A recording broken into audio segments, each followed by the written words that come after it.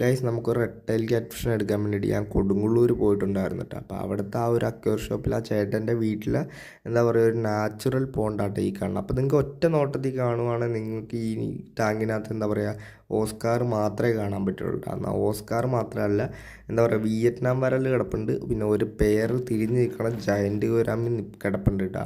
അപ്പോൾ പിന്നെ ഈ ഓസ്കാർ എന്ന് പറയുന്നത് നല്ല സൈസ് കയറിയതാട്ടോ ഗൈസ്, നല്ല സൈസ്. ഈ സൺലൈറ്റൊക്കെ കൊണ്ട് കിടക്കണോണ്ട് നല്ല സൈസ് നല്ല കളറും കയറി കിടക്കുന്ന ഓസ്കാറാണ്. കോപ്പർ എന്നൊക്കെ പറഞ്ഞാൽ ചുമ്മാ തിളങ്ങി നിൽക്കുക കേട്ടോ. അപ്പം അത്ര അടിപൊളിയാണ്. ഞാൻ ജസ്റ്റ് ഒന്ന് ഫീഡ് ചെയ്തിട്ടുണ്ടായിരുന്നു കേട്ടോ.